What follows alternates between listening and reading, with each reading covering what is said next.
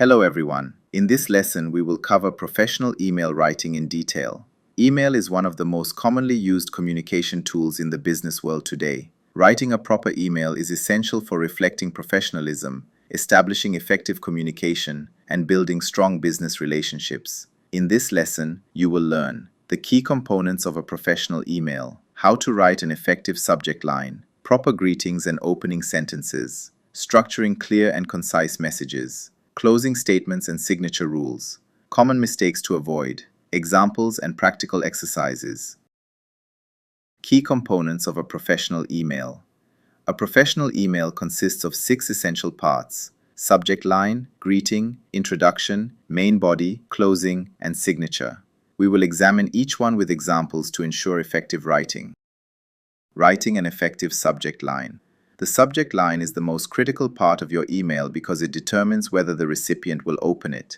It should be short, clear, and informative. Good examples: meeting request, project update discussion, follow up on our last conversation, feedback required, Q1 sales report. Subject lines to avoid: urgent, please check this, too vague and unprofessional. Hello does not indicate the email's purpose. I need to ask you something, too generic and unclear. Proper greetings and opening sentences. Before writing the body of the email, it is crucial to choose an appropriate greeting for the recipient. Appropriate greetings for formal emails. Dear Mr. Smith, Dear Dr. Johnson, Dear Team, if writing to a group. Hello Sarah, less formal but still professional. Greetings to avoid. Hey, too informal, best for casual settings. To whom it may concern, use this only if you don't know the recipient's name, otherwise, address them directly. Opening sentences. Your first sentence should clearly state the reason for your email. Effective opening sentences. I hope this email finds you well. I am reaching out to discuss. I wanted to follow up on. I am writing to request further information about. Opening sentences to avoid. Can I ask you something? Too vague. Hi, how are you? Might be too personal for formal emails. Structuring clear and concise messages. A professional email should be short, to the point, and easy to understand. Avoid unnecessary details and focus on the main purpose. Best practices for a well-structured email body. Be clear and direct. Use short paragraphs. Use bullet points to highlight key information. Maintain a polite and professional tone. Example: a well-written professional email. Subject: follow up on project timeline. Dear Mr. Brown, I hope you are doing well. I am writing to follow up on the project timeline we discussed last week. Could you please confirm the revised deadline for Phase 2? This will help us align our resources accordingly. Looking forward to your response. Best regards, John Doe. Poorly written email example. Subject: need some info. Hi, when will the project be finished? Can you let me know? Thanks, John. Problems with this email. Lacks clarity. Which project? No specifics. What deadline? What expectations? Informal and lacks a proper greeting and closing. Proper closing and signature rules. The way you close an email is just as important as how you start it. Good closing statements. Best regards, sincerely, kind regards, looking forward to your response. Closings to avoid. See you later, too casual. Bye, not professional. Using a professional signature. A professional email signature should include your name, job title, and contact information. Example: best regards, Jane Doe, Marketing Manager, ABC Company, jane.doe@abc.com, plus 12345678901. Common mistakes and how to avoid them.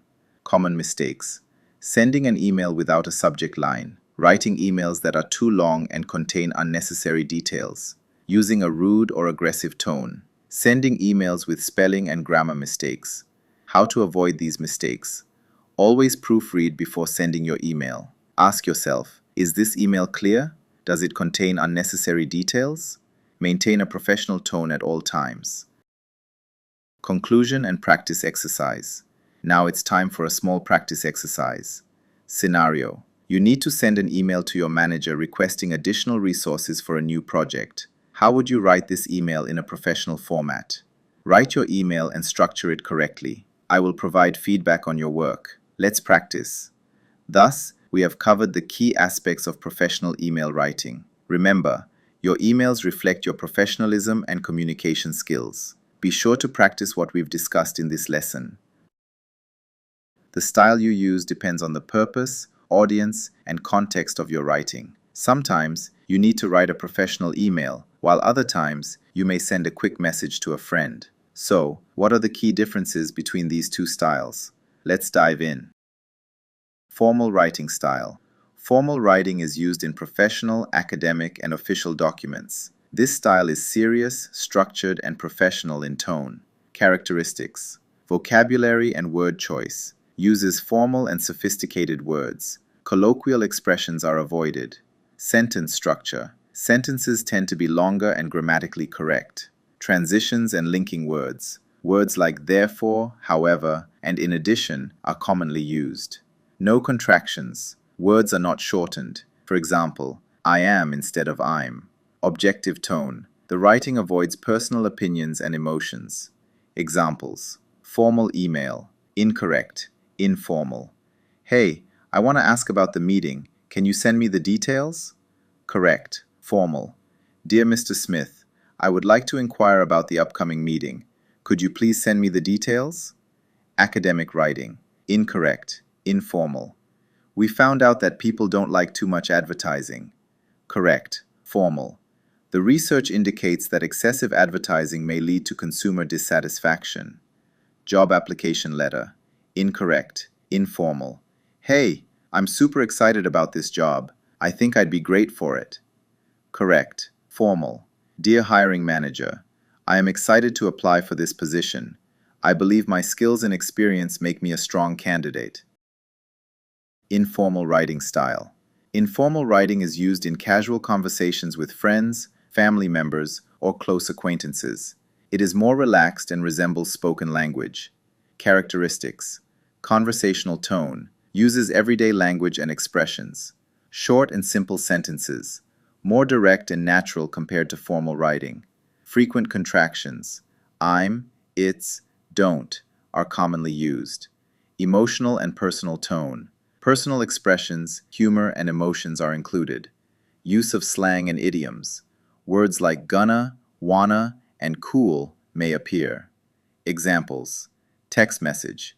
Incorrect. Formal. Hello, would you be available for a call later today? Correct. Informal. Hey, free to chat later? Email to a friend. Incorrect. Formal. Dear John, I hope this email finds you well. I would like to invite you to my birthday party. Correct. Informal. Hey John, hope you're doing great. Want to come to my birthday party? Social media post. Incorrect. Formal. I have successfully completed my project. It was an interesting experience. Correct. Informal. Yay, just finished my project. It was such a crazy ride. When should you use each style? Use formal writing when writing business emails, academic writing, official documents, job applications.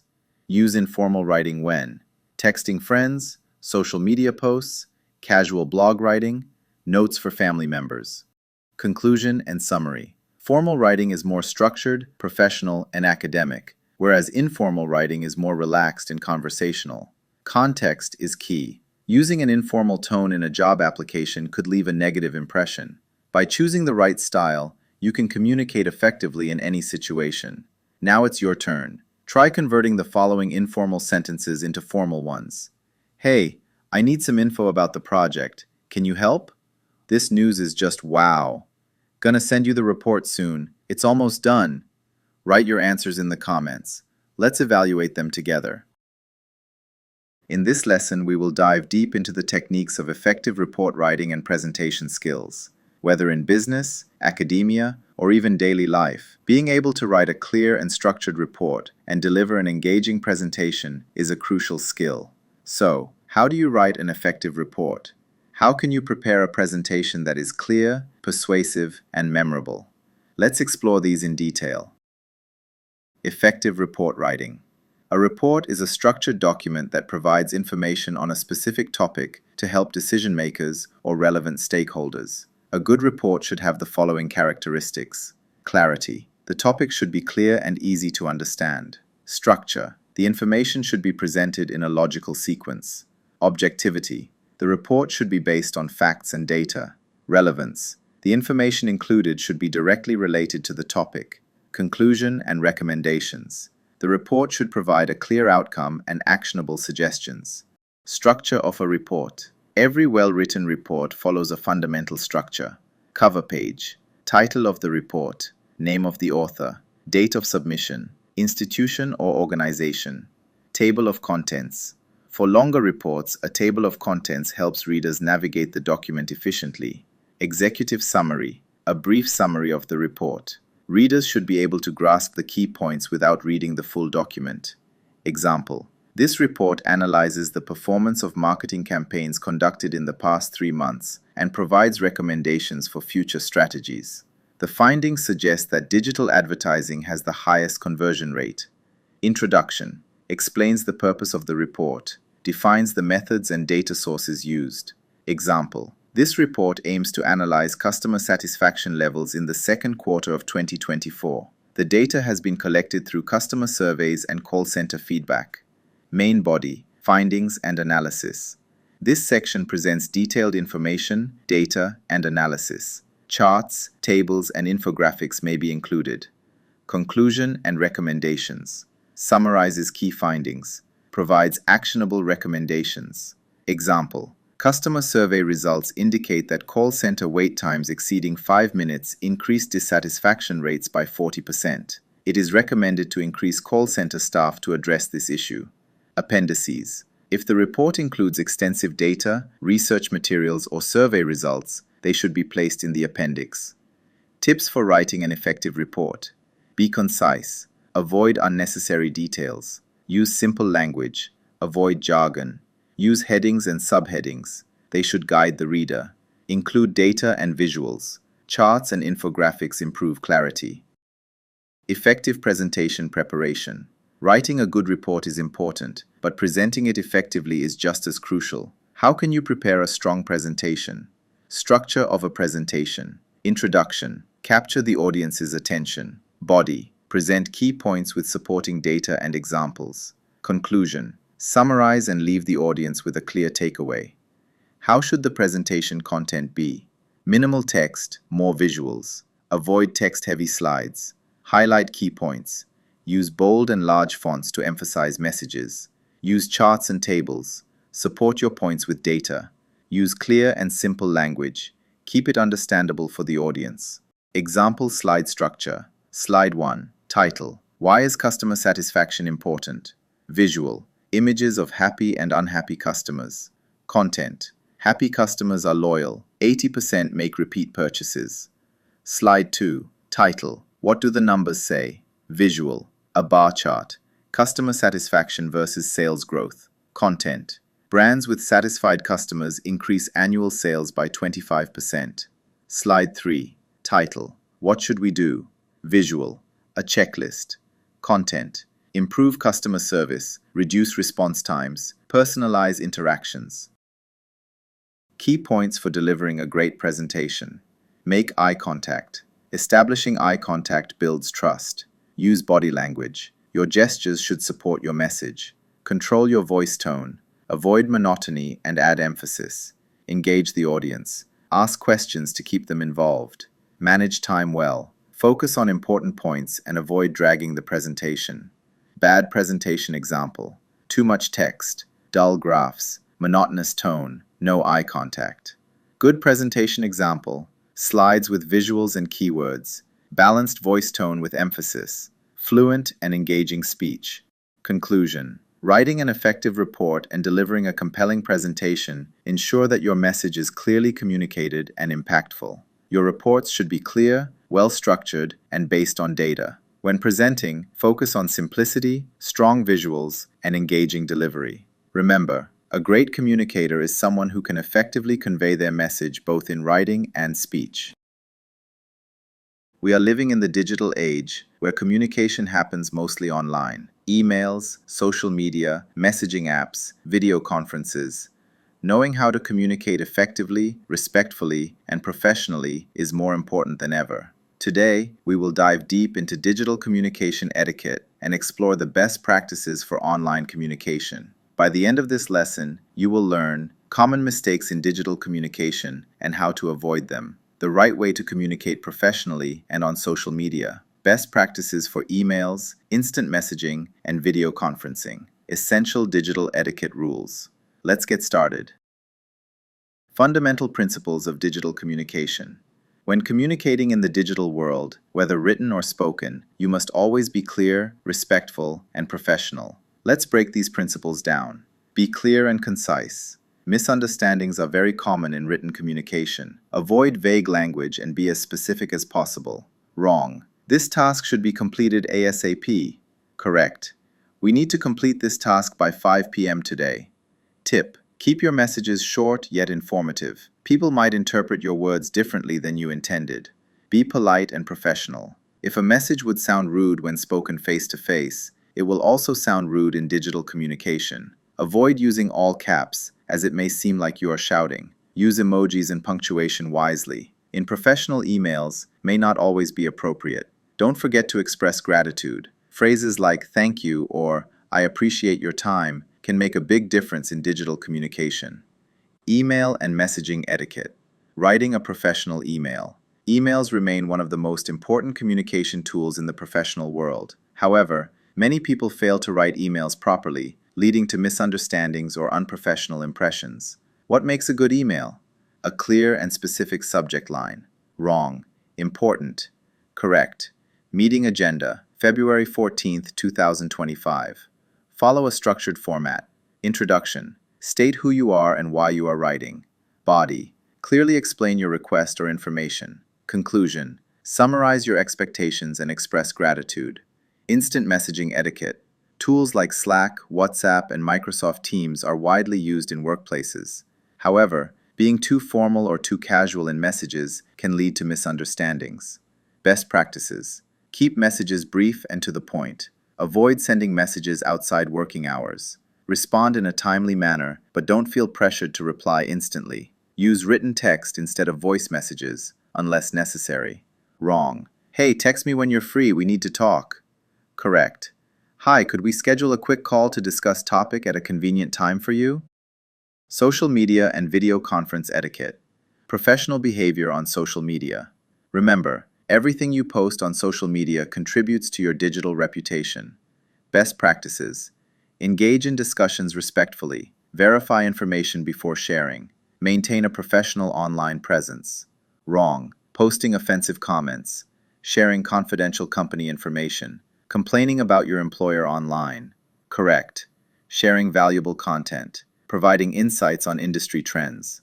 Participating in professional communities. Video conference etiquette.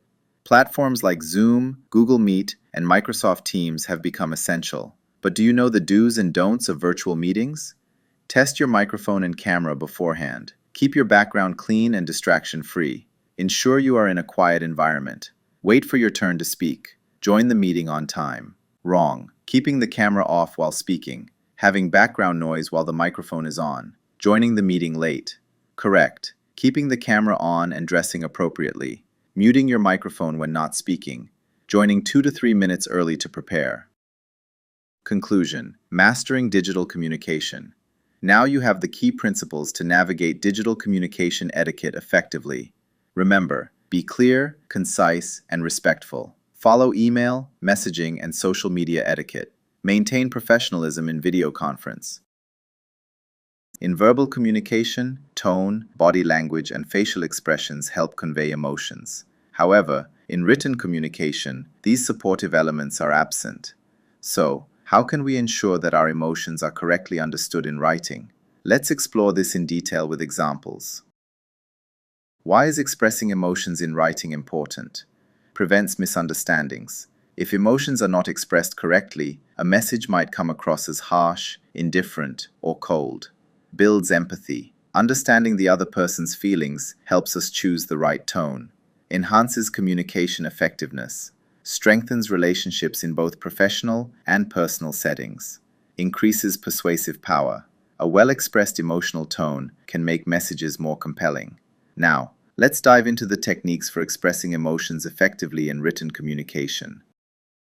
Techniques for expressing emotions in writing. Use thoughtful word choice.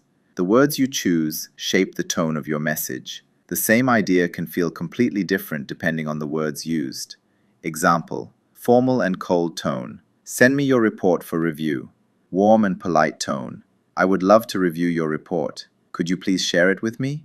As you can see, the second message feels much more collaborative and kind.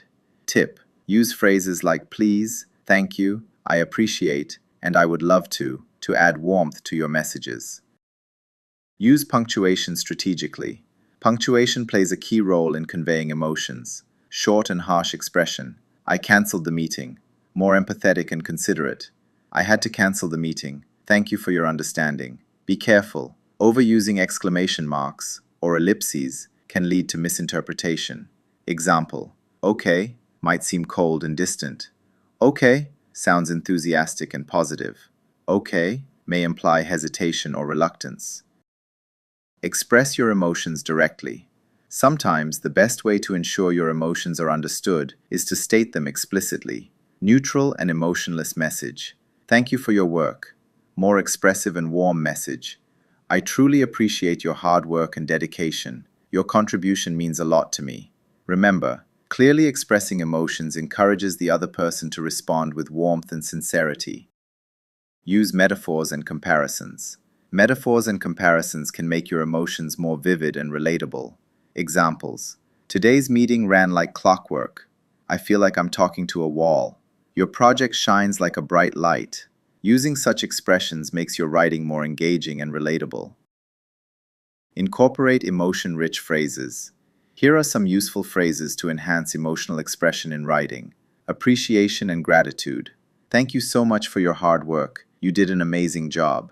Your dedication truly impressed me. Well done. Positive feedback. You made a great contribution today. Thank you. This idea really excites me. Expressing sadness or disappointment. It's difficult for me to share this news, but I believe in being honest. I'm really sorry about this, and I hope we can find a solution soon. Showing empathy. I understand that this process might have been challenging for you. I completely understand your feelings, and I'm here to support you. Summary and key takeaways. To express emotions effectively in writing, choose words thoughtfully. Use punctuation strategically. Express emotions explicitly when needed. Utilize metaphors and comparisons.